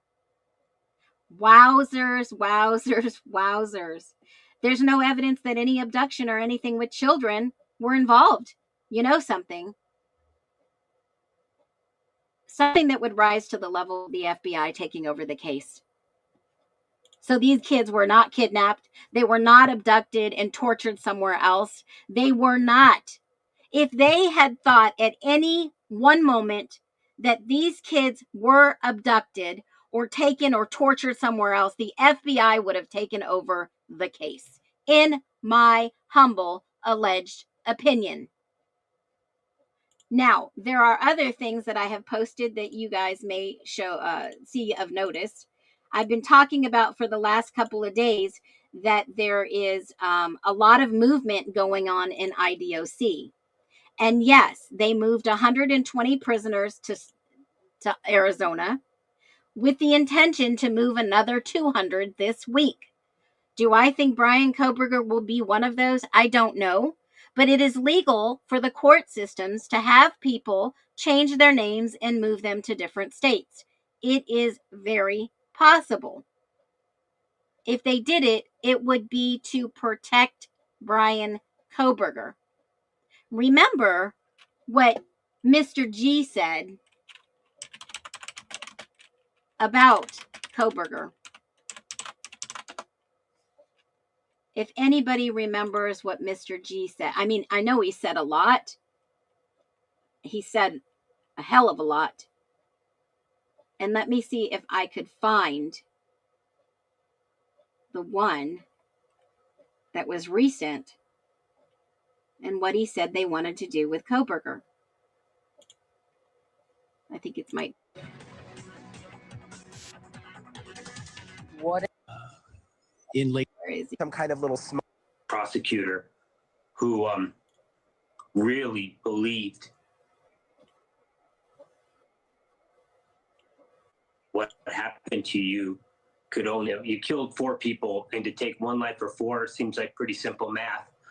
But these guys describe this as a win, even though they don't ask us what a win looks like. So I'm sorry. I apologize to my daughter. I let her down, and it's been a terrible day. It's been terrible. You know, Steve, I'll go on the record saying there's been no stronger advocate for your daughter than you. I get it. It's been a terrible day, but I really don't want you going forward thinking you haven't done everything. You have done everything and more for Kaylee. Look, I see the system. I know the system. Shannon, weigh in. You know the system. You're a lawyer. You're in Idaho. I haven't seen an advocate like Steve has been for his daughter in any case I've covered. You know, Steve is, he's a rock, right? He's a rock for the family. He's a rock for this moving forward and gathering evidence and facts. And I mean, we've had dozens of meetings where we basically sat in and told them what they should be doing, and them sitting down and taking notes about things. But we all the time just trying to keep confident in the prosecution. And it was not what the victims wanted. It wasn't what the Gonzalez family wanted, and the way the process was for notifying them, and it just puts a bad taste in your mouth about all of it. And Hey, I don't think this is a video. even talking with Stephen Christie today, the tone of the judge today I think it's after was, one. I think they felt was completely, to die. So maybe you should talk to Yeah, Brian. that's not A the one I little wanted to welcome play. package for him. But you but- guys get well- the idea. He basically said that there was, and I'm paraphrasing here, that basically they want to use Koberger to push the FBI agenda and help them find other criminals. So just so you are aware, yeah, it put a bad taste in my mouth too. Now, I mean, we see things differently here, right? We ask the questions that nobody is asking. No one is asking about the digital activity. No one is asking about why in the world would Koberger not have any lick of evidence, not even the digital evidence. And they didn't drop the lawsuit against WSU. They didn't drop it. What they did is they both agreed to drop the motion to get this case to be taken to federal courts. They both agree that they are not going to seek federal courts, that it's going to stay in the Washington state court system. So therefore, the public can see what is happening in that case. I just went to there last night and did a little research on the case and where it's at. And you can go to Odyssey, you can go look, or you can go to Pacer and you can see everything that is available in this case. So I did a little bit of research last night. I'll show you the latest screenshot and what was filed. And here is Pacer. This was the last thing that was entered into the court system, and that is the motion to withdraw the petition, the motion. Okay, let me hide this so you can see the last little thing. Notice to withdraw pending motion, not withdraw the whole case. It's just the motion that was filed to go and take this to federal court. So hopefully everybody's clear on that. Okay. So they don't want to drop the lawsuit, the $400 million lawsuit against WSU, but it's going to stay allegedly in the state. We're waiting for a response, but both parties have agreed that they will keep it at the state level and not go to the federal level. So I'm interested in that because everything we've been talking about shows Brian Koberger is not connected. So why was the G family misled? Did they just go with the flow because that's the way the court said it was going to happen? Did they just cave and say, okay, you go ahead and do this and we're going to do something back? We're going to show what a fool you are. Are they going to really out them? I mean, Washington seems very confident. Yes, Wicca. They did an investigation on Koberger. Full blown up full. The FBI got involved there too, guys. The FBI got involved with an investigation at a school, Washington State University. The professor had FBI go and investigate them. It's crazy. I've never heard of anything such as this, ever. So I want to give you a real quick update on the last case that I have been following for a little while, and something that I wanted to do a deep dive in. Are you guys willing to stay about 15 more minutes? Because I'm going to do a deep dive into Hunter Johnson. Are you guys interested in that at all? Drop a 1. Drop a 1. So hopefully, if this court case stays in state, this is the actual court record right here. I will put the link below so that you guys can go to it easily and see if there's any updates. This is Steve Gonzalez in the Washington State University case. There it is right there. Now, last night, sorry, I want to be a law student in the lower courts. You guys are funny. Okay, so there is the case. Everything will be on here. If it doesn't go to Pacer, it will stay here. You'll be able to see and monitor it. If not, it's on Pacer. So One thing that I will say is I was curious last night about the state's exhibits. How do I say this? Let me go to specifics. State's exhibits witness list. Looking at this witness list, just something did not sit right with me. Okay, so if you know how to find the witness list, you can just Google Koberger witness list, right? His will come up and the states will come up. And when you start looking at the witness list, one thing became very apparent is why would the mother of Emily Allant be on a witness list? Why would you think a mother of a frat girl would be on the state's witness list? Any idea? And yes, she was in fact on the witness list. I'll bring it up real quick.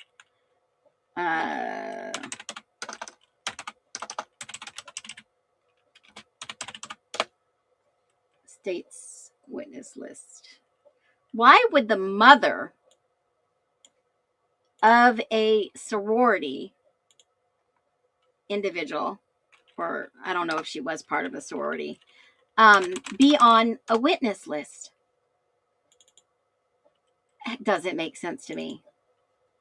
Here is the witness list for you. Let me throw it up there. All right. So Emily's mother, Karen, is right here on the witness list. Karen Allant. All right. My boss is hungover. I got lots of time. You changed your name too, girl. Okay. Now, I put a video wearing a lacrosse glove and showing the sticks. I think the latex gloves is what damaged. Oh, interesting. I'm going to go look at that video if I have a moment. Okay. So keep that train of thought. Now, why would Emily Allant's mom be called as a witness in a murder case of 4 college students where her boyfriend was standing there, dropped a knife on the table that we all physically saw, questioned and giggled and laughed, smiled nefariously at the memorial? I mean, why? I mean, I don't know if you saw this video from Only Available at Not Available. He did a great video. I can't play the music. I'll get hit with a copyright strike because TikTok and they just don't play well together. Okay. So he's done quite a few videos on Ethan. This is wild. I don't know why it's playing picture in picture. Let me go up.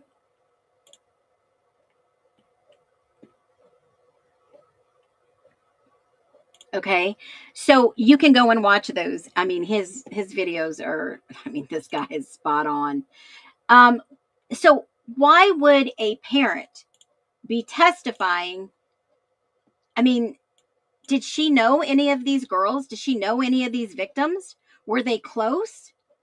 I mean, I know she probably knew Xana, but what about Madison and Kaylee and Ethan? I mean, what gives? Why would the mother be interested in testifying? And then I thought, well, let me just go to the court documents and the court records and see if anything, if there's anyone that has a history of, I don't know, criminal citations, charges. So I went to Emily's first. All right. And she was born in 2001. I know that because they left her name and her birth date on the fingerprint cards that we, yeah. Okay. All right. Yeah, that's what I was thinking. And the phone was in her mom's name. Possible. Absolutely possible. She didn't like Hunter. I don't know. I have no idea. We're speculating at this point. Now, I did see there was 2 infractions, one in 17, and I think it was driving following too closely. No big deal. And then I saw driving speeding infraction. No big deal, right? I mean, you just plead guilty or not, you pay the fine and you're done. And then I thought, well, what about Hunter? Was there anything in here for Hunter that would put him on the radar? Why? Because there was a video that, you know, some people talk about, and I'll show you that video just real quick so you guys know what I'm talking about.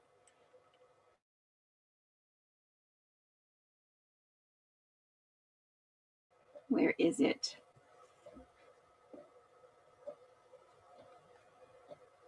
Where is it? Body cam. Here it is. She did a fabulous job with this, by the way. Let's talk about Officer Homeboy. There's a chance that Brian Kohlberger could be exonerated, and Dylan Mortensen and all of her sketchy friends are indeed the reason why. Sketchy because they have all been caught lying since the beginning, and the internet is not done talking about it until all the right people are behind bars.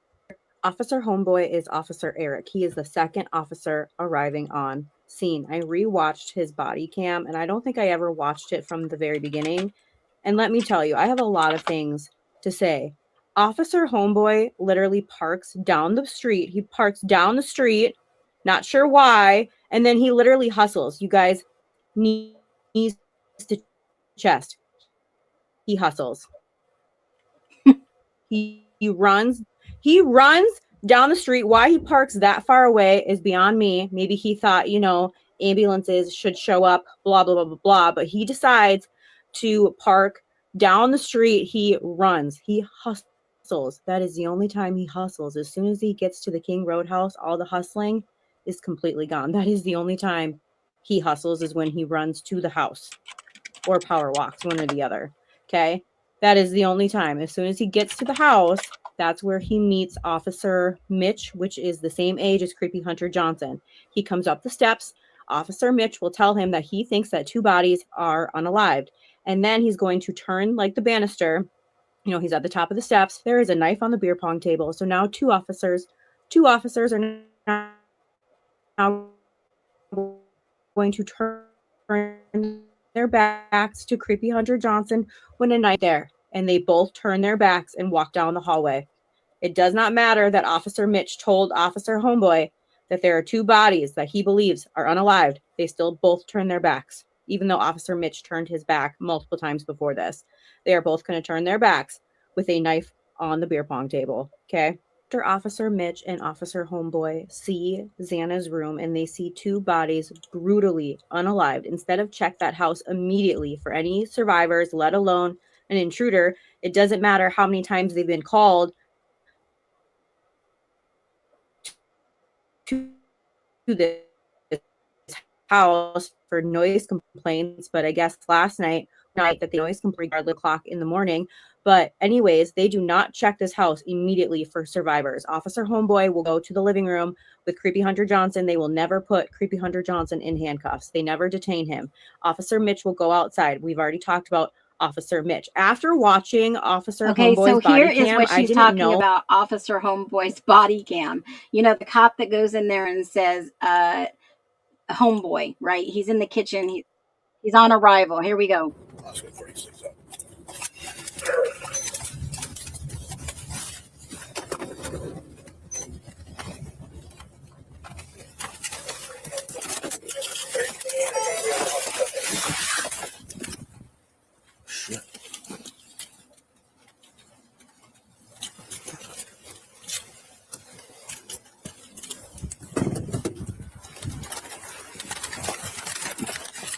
Okay, knees to chest. She's accurate. She's spot on, guys. That's why I'm sharing her video. That it was actually Officer Homeboy that tells Officer Mitch, as he's putting up the caution tape, hey, we got to check the house. I was like, what the fuck? I didn't catch that from Officer Mitch's like body cam, because he's, you know, putting up the caution tape, so he's a little further away. But Officer Homeboy is like, yeah, we like got to check the house. So was he just going to keep doing that until Officer Homeboy said something? I'm so fucking confused. So then they go in. Officer Homeboy, literally, when they're on the 3rd floor, sweeping the house, okay, very casually, When they get to the door that is locked down there, he like barely puts any effort. He like, And here touches the is doorknob that and then video. Let's watch.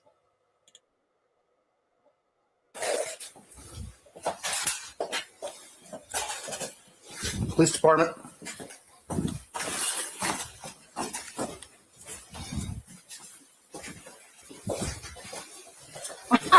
It's locked. It's locked.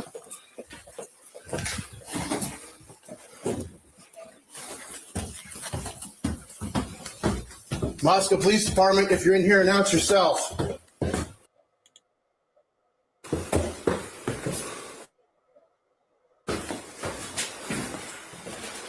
He goes right over there. Moscow What the Police hell? Department.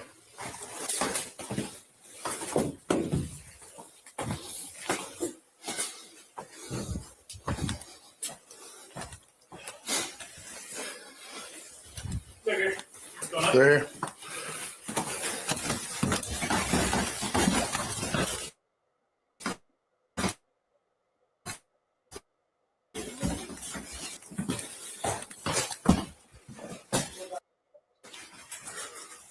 Moscow Police Department.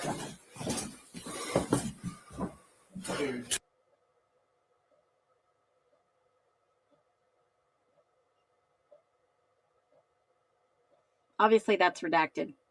Okay, so you get the idea. So let's go back and listen to what she says about this. that's it.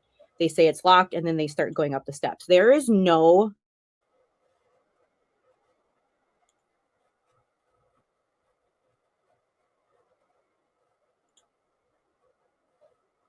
room, right? Kitchen. There is no urgency. Finally, they get to the third floor. I've already talked about Officer Mitch's body cam.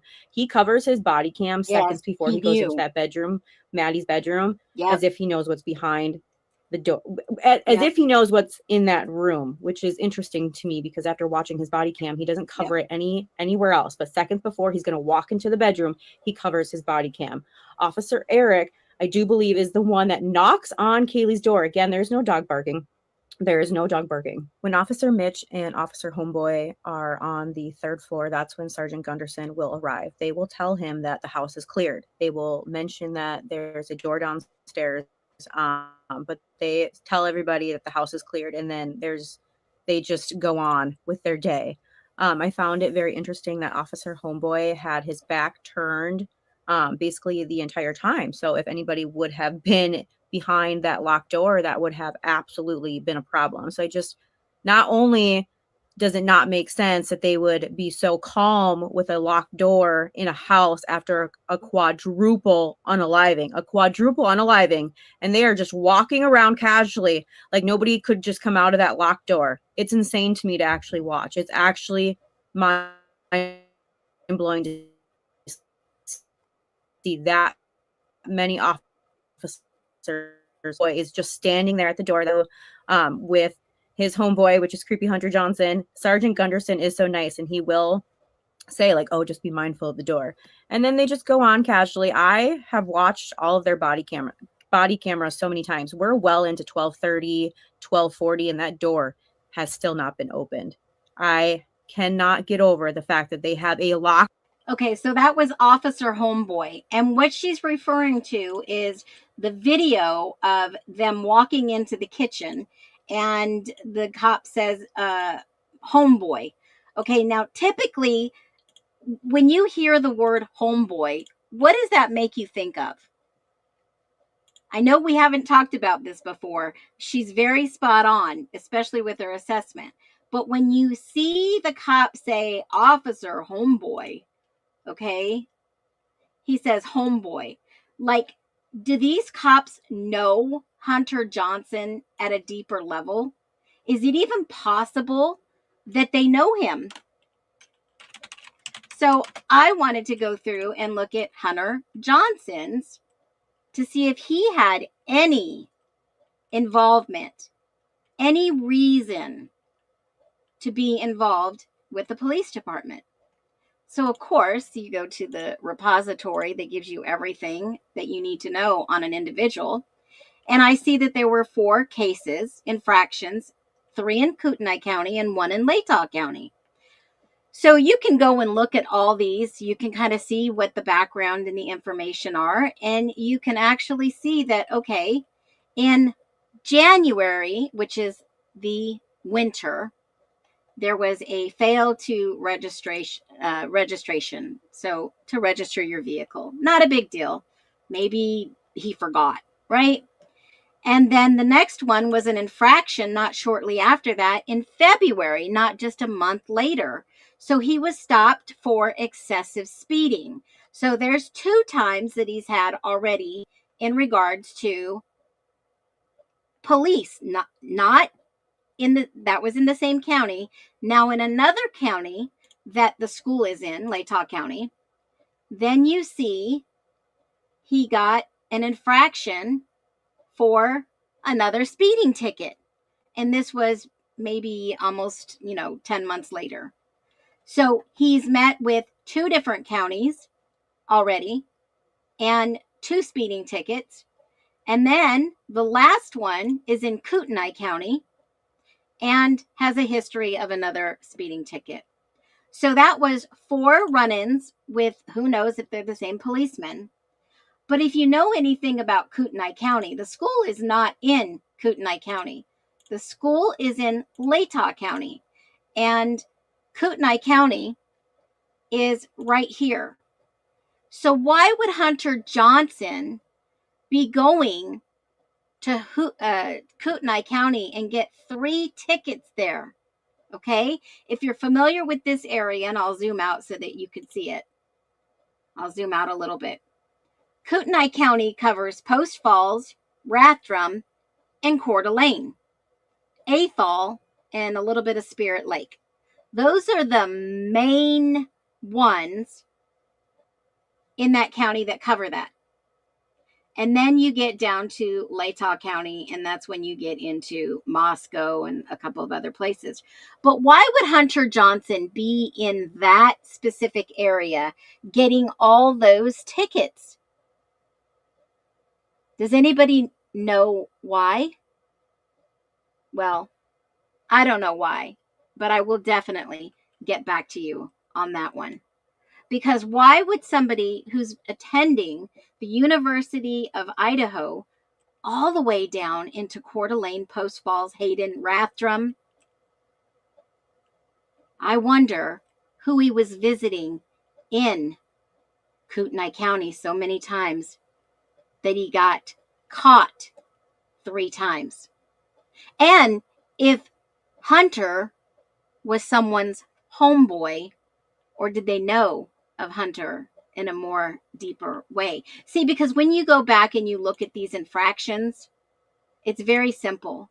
Either they showed up in court and fought it, or they just said, nah, it's not worth it. I'll just pay the fine.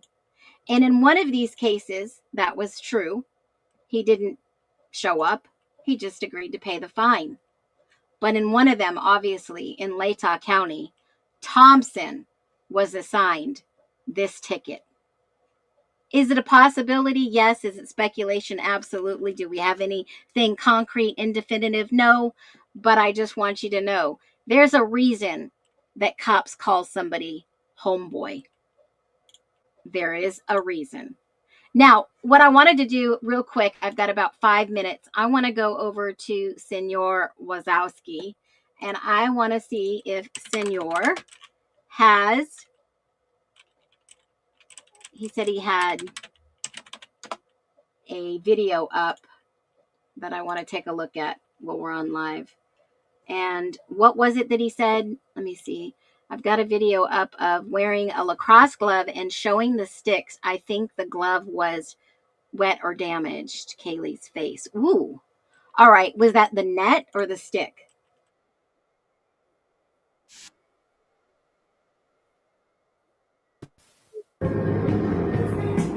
Clip. Video. You came out of the darkness in the middle damn of the it. night, blazing like I gotta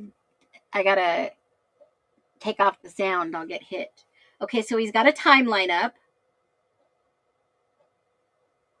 Let's see. This is 420, the car that looks like it's coming in backwards.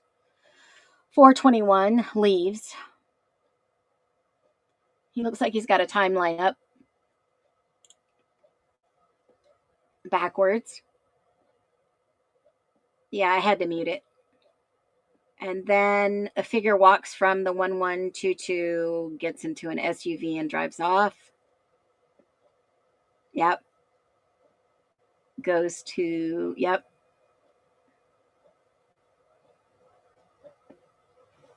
Unlocks his car.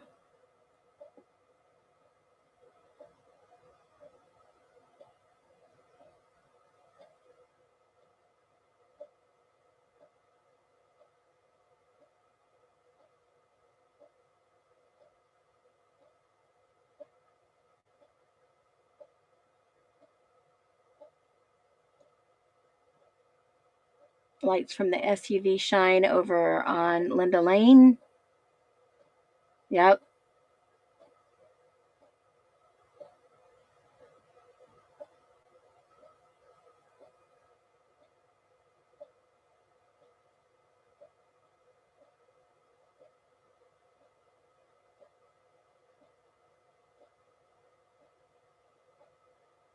Turns it on, backs out, leaves. Yep.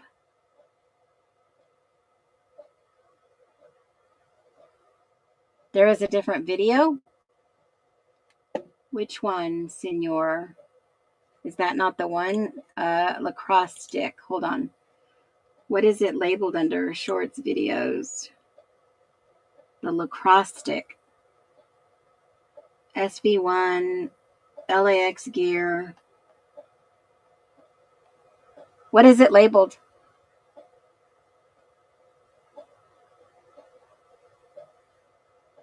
LAX gear. Okay, gotcha. Here we go. It's got music. Yeah, I gotta mute it. Dang it. A trip to the Dick's Sporting Goods to check out lacrosse gear. Oh, interesting. Oh my gosh. Holy moly. Is that possible? I think so.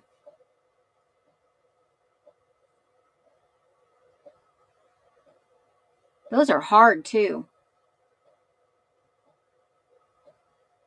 The net. You know what I was thinking about this net, guys? Check the warning on every stick. Yeah.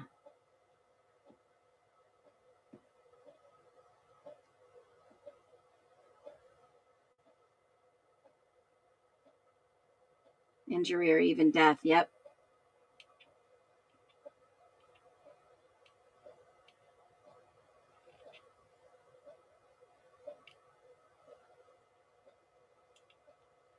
Wow, that's crazy. That's crazy.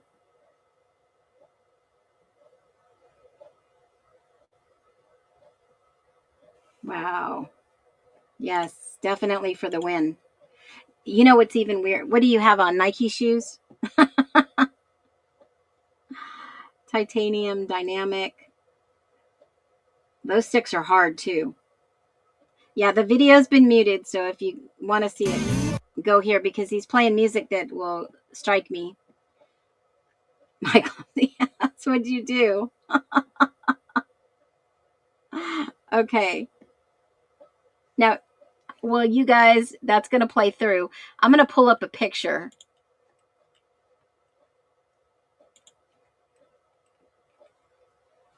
Dang. Yeah, those would definitely hurt. They're hard too. So if you guys want to go see that Senor Wazowski, the link is right here in the chat. Go over there and take a peek at that. Great investigative work. Harder than steel. Yeah, they're hard. So I got 4 kids. Some of them played all kinds of stuff like hockey. And I'll tell you what, look at this real quick. Evidence. When we talk about evidence, how bad is this evidence that a expert writes blue Ford Prius? I know we talked about it before, but then I started going through and I'm like, that's not evidence. That's misleading. That's not evidence. Okay. So that was the blue Ford Prius. But I'm going to go to number 4. Let me grab that set of pictures. Hold on. Let me find it. What if, this is speculation, of course. If I got them pulled up, I think I closed it. Hold on. What if bedroom 2 in Xana, this might be a little graphic. Here's a warning for everyone that's watching. If you want to go, I understand. If you want to stay and bear with me. Now, this was after the cleanup was done. I mean, after the CSI removed the bodies. Okay? After the crime scene experts moved the bodies. That was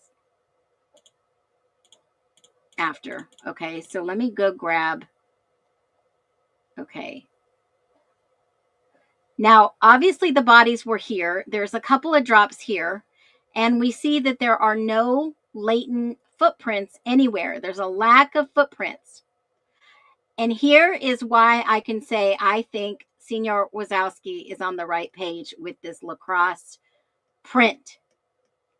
If they being the killers, had left something in the room that they couldn't reach, what would they use? There was other gear around in these areas. What would they use to try to get the gear? What would they use? They would use the lacrosse stick to try to reach something they couldn't walk into or grab or get. Think about this for a minute. If they walked through the crime scene, they would be caught. They could use the stick kind of like a net, right? To use the net to go fishing for whatever they needed, possibly. And if as they were leaving, they realized somebody was in DM's room, they could have stood right there with the freaking stick and didn't even think about it and then tried to wipe it up and clean it up. That is very possible. It is very, very possible. Was it the golf club that was wrapped around in the blanket covered in blood that they miscellaneously, accidentally, speculatively sprayed Blue Star on and ruined all the DNA? Was it a golf club? Or was it a lacrosse stick? A player dressed up in a uniform. Because remember, folks, there was allegedly a jersey / team party that night. And allegedly, people were dressed up to look like football players, lacrosse players, basketball players, etc. Is it possible? Absolutely. Anything's possible in the IDAHO4 case, especially per the FBI that there's no evidence the killer crossed state lines. Y'all, love you massively. Give a round of applause for my mods. We have kept it legit in this stream today. Congratulate Dina Seitz as our new mod replacing Les. Les, we love you. You are welcome back anytime. And I appreciate every single one of you. We had a video the other day that was shared over and over and over again. And I think we have had the highest view on this video to date. This is our stream. This is not my stream. And we come here to find truth. Y'all stay grounded, stay logical, be sensible, be safe out there. I will see you tomorrow.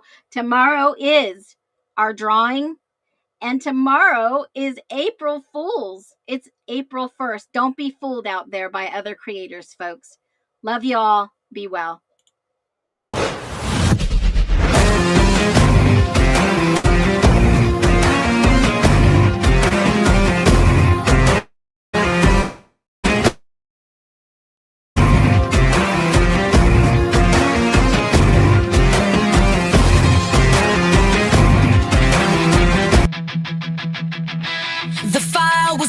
leads long dead. Winter's chill had settled in the bone. Another name unsaid, a silent statue blind